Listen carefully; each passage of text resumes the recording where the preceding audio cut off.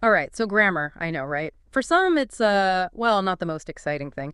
But this deep dive, we're going to try and turn it into something, well, something a little more fun, maybe even useful. We're going to look at, I guess you could say, like, the details of language, the little things that maybe you don't always think about, but that can really make a big impact on how your writing comes across. Yeah, and I think a lot of times people forget that grammar isn't just about like following a set of rules. Yeah, yeah. It's really about understanding like why those rules are there. And when you get that, when you get the why, it really does help you make stronger choices as a writer. Yeah. Really craft your message and kind of control how it comes across to people. Yeah, for sure. We've got a ton of great material lined up today, all about helping you write more clearly, with more confidence, and hey, maybe even with a little bit more flair. I am personally really excited about the way that this source material goes beyond just kind of like listing out common errors. It really digs into like the reasons behind those mistakes Yeah. and how they can impact how people see your writing, and maybe most importantly, like what you can actually do to avoid making those mistakes in the first place. Okay, so let's jump right in with one that I think we've all been guilty of at some point. Mixing up, there, and there. Those little words that sound the same but are spelled differently, they can trip up anyone, even really experienced writers, I think. Oh, absolutely, yeah. Yeah. And you know what's funny is that these errors often come from the way we speak. Yeah. Like in casual conversation, they all kind of sound the same, right? Yeah. But when you're writing, those little differences, they really do matter, and they make a big difference. So it's not just about like sounding right. It's about like how credible your writing seems on the page. I know the source we're looking at makes a big deal about how these tiny errors can really sort of undermine what you're trying to say, even if the reader isn't like fully aware of it. Yeah, exactly. I mean, it's really about creating a smooth reading experience, Yeah. where your ideas come through clearly and there aren't those little distractions that kind of trip the reader up. Okay, so let's say we've got those homophones down. What about when we maybe go a little crazy with the commas? Those comma splices. Ah, yes, the comma splice. Yeah. A classic, really. It's usually when you're trying to pack way too much into a single sentence, Yeah. you know. And it's Yeah. important to remember that each independent clause, they need their own space to breathe. It's kind of like trying to put two full meals on one plate. It just gets messy. Yeah. I love that analogy. And the source doesn't just tell you, like, don't do this. It actually shows you, like, here's how to fix a comma splice, which I think is super helpful. It's almost like having a grammar coach, like, right there with you. Right, and that's what I like about it. It's not just about telling you what's wrong. It's like, okay, here's how to do it right, so you can feel confident about your writing. Okay, speaking of confidence, let's step it up a bit. Let's talk about some of the grammar stuff that even experienced writers, they sometimes argue about, like split infinitives. Is it to boldly go or to go boldly? Ah, yes, split infinitives. Always a good one to get people going. You know what's really interesting about this? The so-called rule against splitting infinitives. It's actually changed quite a bit over time. Yeah. And the source we're looking at, it actually talks about this history, like how language is always evolving and adapting. So can we split infinitives or what? Well, in modern English, usually it's totally fine. The real key is to avoid splitting them in a way that sounds awkward or clunky or just unnecessary. You know, it shouldn't disrupt the flow of the sentence. So it's not really a hard and fast rule. It's more like a stylistic choice. Yeah, pretty much. And Yeah. and it's understanding those nuances, right? Those choices. That's what makes the difference between writing that's just okay and writing that's really great. It's how you tailor your message to have the most impact. Okay, I'm definitely feeling more confident already. But let's be real. Sometimes even when we know the rules, actually using them consistently, like making it a habit, that can be tough. So what are some things we can do to actually get better at grammar, like in practice? Well, this source has a lot of practical tips, and I think one of the most effective, even though it might seem obvious, is reading a lot. Like actually reading books, not just like scrolling through, social media and stuff. Yeah, exactly. You're reading like real books. It exposes you to all these different styles of writing, and it helps you like absorb the rules of grammar without even really realizing it. It's like osmosis for your brain, right? Yeah. Just absorbing all that good grammar. So I know you're a big reader. Do you have any Any recommendations for our listeners, like a book that uses grammar really well, but is also just like a really good read? Oh, so many to choose from. Yeah. But one that comes to mind is The Lord of the Rings. Tolkien's Tolkien's writing is just incredible. Like the way he puts sentences together, it's a masterclass in clarity and precision. Okay, that's going on the reading list for sure. Now, besides devouring books, the source also talks about grammar checkers, those digital tools. Are those worth using? Like, can they actually help us write better? I think they can be really useful, yeah. Yeah. Especially for like catching typos and those little mistakes that we all make, like comma splices. Yeah. But it's really important to remember that they're just tools, right? They're not perfect, and they don't always get it right. So use with caution. Got it. Now, what about style guides? I'll be honest, they've always seemed a bit, I don't know, maybe a bit extra to me. Like, is that really necessary? Well, they might seem that way, but they can really make a difference. Especially if you're writing for a specific audience or like a particular publication. A style guide makes sure that your writing is consistent, and that makes it look more professional and polished. Okay, yeah, consistency makes sense, especially in like a professional setting. But didn't you say something about style guides being fun too? Oh yeah, absolutely. It's kind of like you get to create your own little set of rules for your writing. You can develop your own voice and style. Like, Uh-huh. do you use the Oxford comma or not? How do you format your headings? How do you cite your sources? All those little things. It's about taking ownership of your writing and making it your own. All right, you've convinced me. Style guides are officially cool. But with all this knowledge, how do we make it stick? I don't want this to just be a one-time thing and then, I go back to my old ways, right? It's got to be something you can keep doing, right? Yeah. And one of the best ways to do that, I think, is to focus on making like small improvements over time. Don't try to change everything at once. Just pick one thing to work on, and then once you've got that down, move on to the next thing. So like maybe I tackle comma splices first, then I move on to homophones and so on. Exactly. And remember, this source material is like, it's super comprehensive. Yeah. So keep it close by, use it as a reference, and, come back to it whenever you need a refresher. And most importantly, I think celebrate those little wins along the way, right? Becoming a better writer, it's not like you just like you arrive one day. It's a process. I love that. Yeah, every step you take toward clearer, more effective communication, that's something to celebrate for sure. I love that. It's like leveling up our communication skills one grammar rule at a time. Speaking of leveling up, the source also talks about active versus passive voice. This is getting into like a slightly more nuanced area of grammar, but it can really, really make a difference in how clear and how powerful your writing is. Okay, break that down for me. Active versus passive. What's the difference and why should I care? So think of it this way, okay? Active voice, it's like you're shooting an arrow straight at the target. The subject of your sentence is doing the action. So like the writer crafted a compelling story. Passive voice, it's more like the action is being done to the subject. So like the compelling story was crafted by the writer. It's less direct. Okay, yeah, so active voice is usually more direct and engaging. Exactly. It gives your writing more energy and more punch. Passive voice, it definitely has its uses, but if you use it too much, it can make your writing sound kind of weak and impersonal. And the source gives some really good examples of this, so you can see what I mean. I'm already like analyzing all my own writing in my head. This is giving me a whole new perspective. And that's what it's all about, right? Once you start to pay attention to these little things, these little nuances of language, you start to get a feel for how they work and how you can use them to your advantage. All right, so we've talked about common mistakes. We've talked about ways to get better. We've even like dipped our toes into some of those more advanced grammar concepts. What else does this source have for us? Well, it gets into some really interesting stuff about that whole don't end a sentence with a preposition thing. Remember that? They used to drill that into us in school. Oh yeah, don't end a sentence with or to or for or whatever. But I hear people doing it all the time, even like in really formal writing. So what's the deal with that? And that's because, as we talked about earlier, language changes. And the source points out that while it used to be like a big no-no to end a sentence with a preposition, nowadays, in modern English, it's usually totally fine. So we can just like go wild with prepositions at the end of our sentences, no problem. Not quite.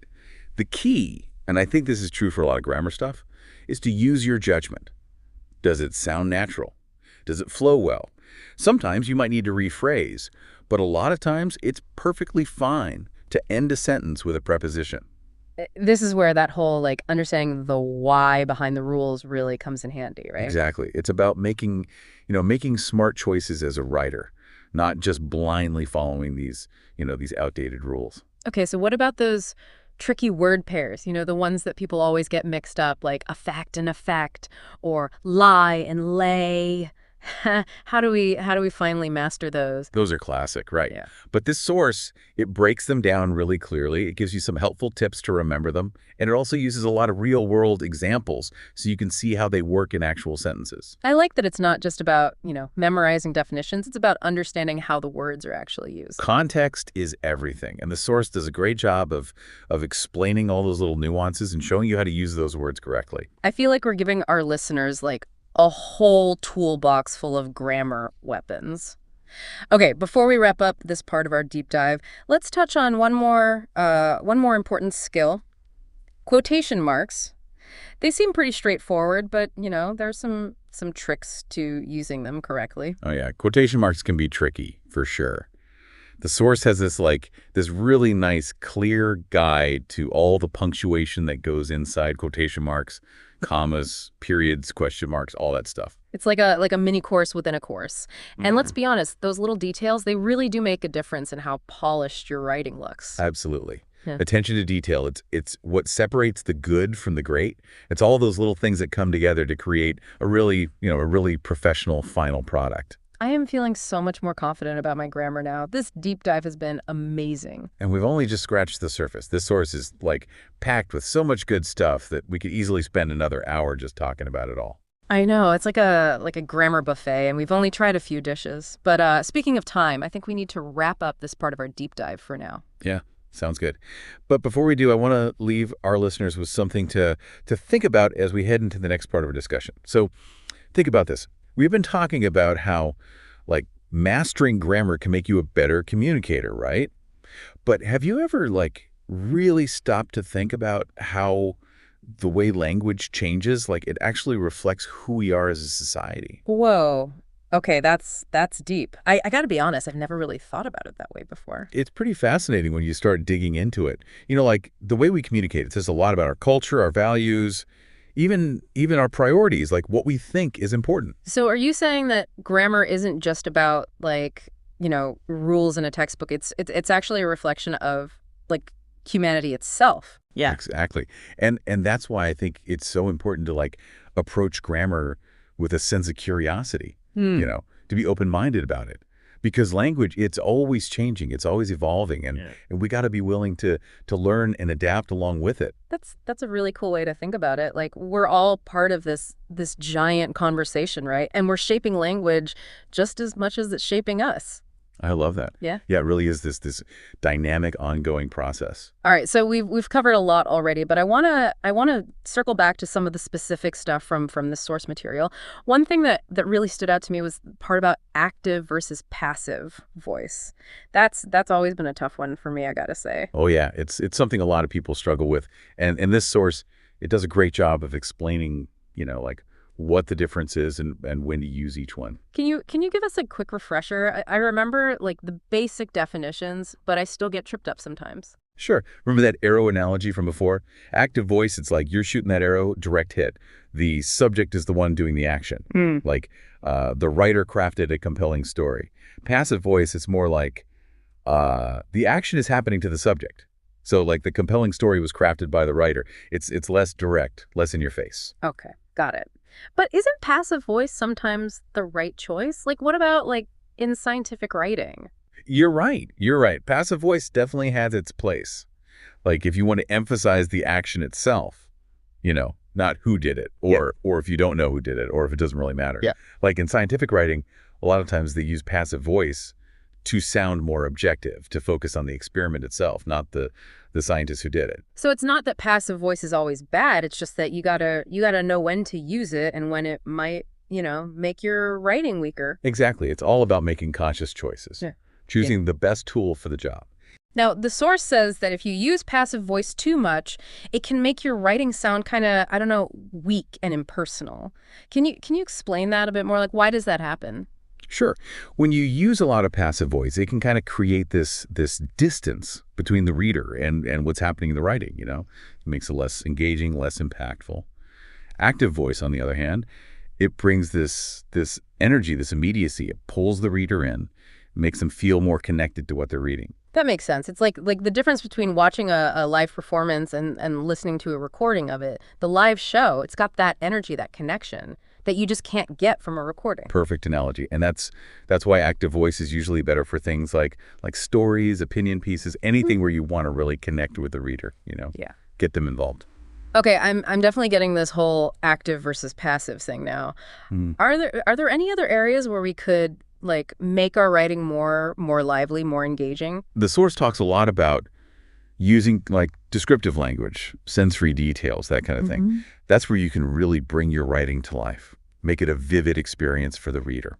Oh, I love that. Right. It's like painting a picture with words, right? Exactly. Strong verbs, evocative adjectives, details that appeal to all the senses, sight, sound, taste, touch, smell. You can really create an immersive experience for the reader. I remember I read somewhere that like good writing shows doesn't tell. Is that kind of what we're talking about here? Totally.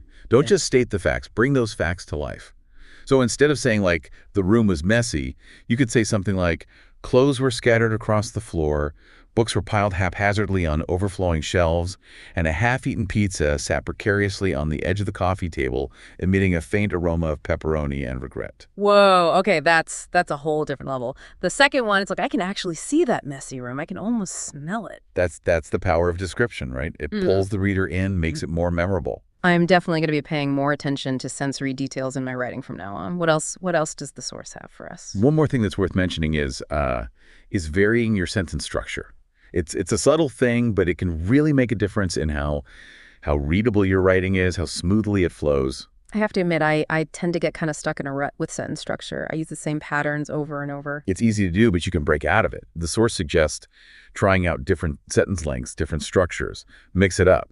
You know, short sentences, long sentences, simple sentences, compound sentences, all that good stuff. I'm sensing a theme here. It's all about being like intentional, making choices as a writer, not just, going on autopilot. Exactly. Yeah. When you pay attention to the details, the nuances, and you experiment a bit, you can really take your writing to a whole new level. This has been so eye-opening. I feel like I have this whole new set of tools, these strategies to make my writing better. And the cool thing is we've only just like scratched the surface of what this source has to offer. There's so much more to explore. I know. I'm already thinking about diving back in and finding more gems. But before we get too carried away, I think we should do a quick recap of what we talked about today. Sounds good. Oh. Let's solidify those insights before I move on. Okay, so today we talked about how language is kind of like a mirror of society.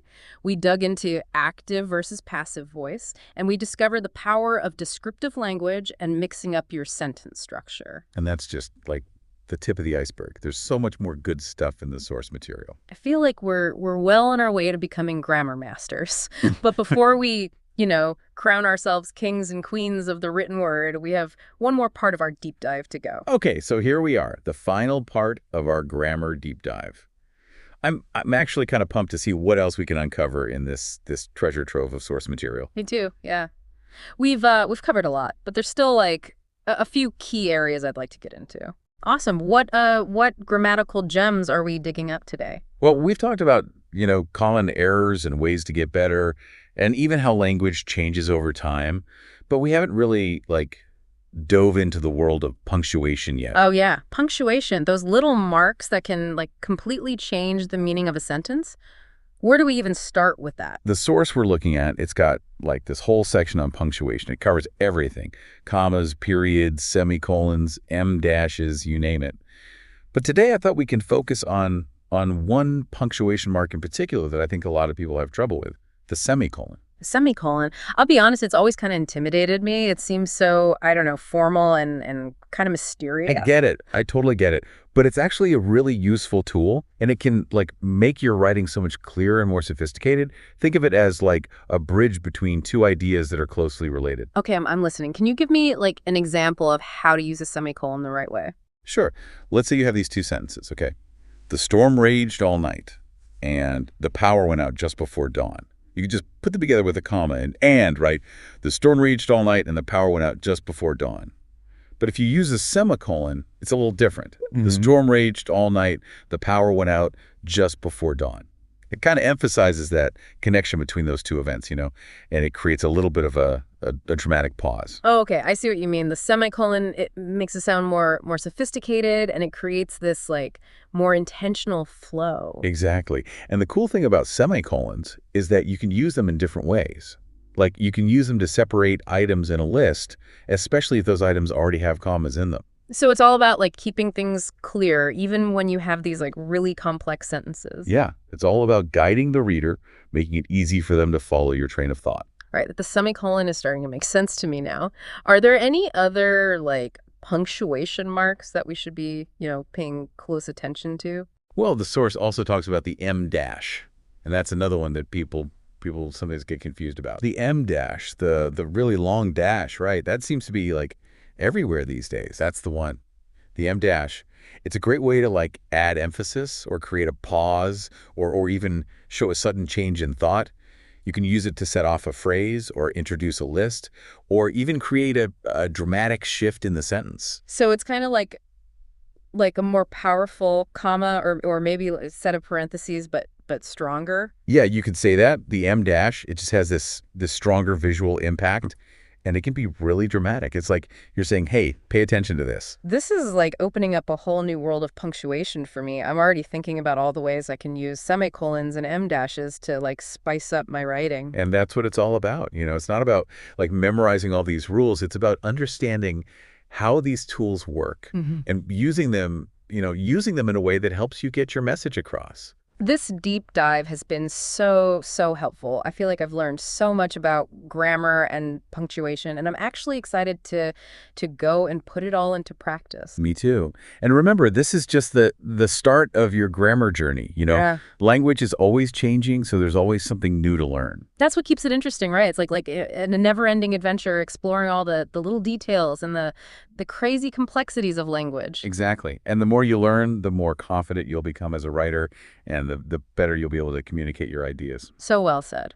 All right, well, on that note, I think it's time to wrap up this incredible deep dive into the world of grammar and punctuation. It's been a pleasure. The pleasure was all mine. I'm leaving this conversation feeling inspired and ready to take my writing to the next level. That's awesome. And remember, Yeah. the key is to keep practicing. The more you write, the more natural it'll all become. Great advice. So, to everyone listening, keep writing, keep experimenting, and, keep those grammar guides close by. Happy writing.